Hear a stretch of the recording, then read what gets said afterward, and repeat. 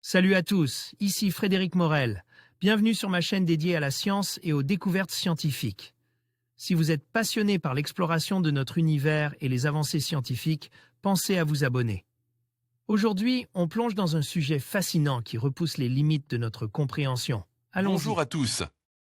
Dans cette vidéo, je vais vous plonger dans l'un des mystères les plus fascinants de l'histoire, la mort de Cléopâtre. Qui était vraiment cette reine emblématique d'Égypte et comment a-t-elle trouvé la fin de sa vie?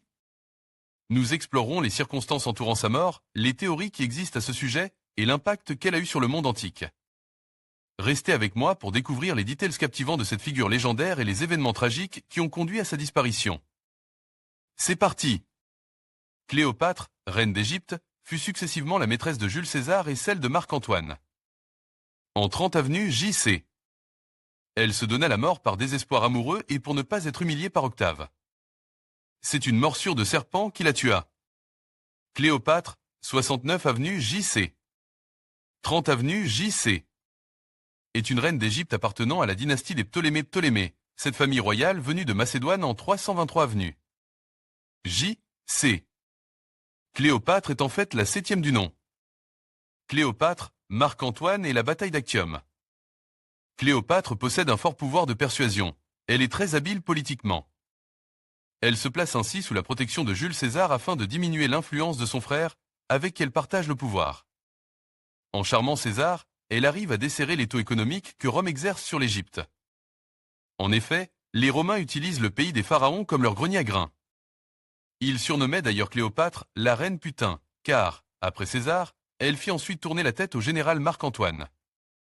Le futur triumvirt d'Orient. La défaite de Cléopâtre et Marc-Antoine lors de la bataille d'Actium contre les forces d'Octave sonne le glas pour ces deux personnages de légende. Après le suicide de Marc-Antoine, la reine d'Égypte décide de suivre son amoureux dans l'autre monde, d'autant plus qu'elle ne veut pas servir de trophée de guerre à Octave. Mort de Cléopâtre, la morsure du serpent. Cléopâtre décide de mettre fin à ses jours de manière atypique et demande à ses servantes de l'aider à mourir. Une dame de compagnie lui apporte un panier de figues dans lequel se trouvent deux cobras égyptiens. Cléopâtre plonge sa main. Et la morsure d'un des serpents lui est fatale. À savoir, Cléopâtre est mariée à son frère cadet Ptolémée XIII. Conformément aux lois protocolaires égyptiennes, elle ne peut gouverner seule. Après la mort par noyade de Ptolémée XIII, Cléopâtre est contrainte d'épouser un autre de ses frères, Ptolémée XIV, mais elle le fait. Assassinée peu de temps après. En conclusion, la mort de Cléopâtre reste un mystère fascinant qui continue de captiver l'imagination. Selon les récits historiques, elle aurait mis fin à ses jours en l'an 30 après J.C., dans le contexte tumultueux de la chute de son royaume.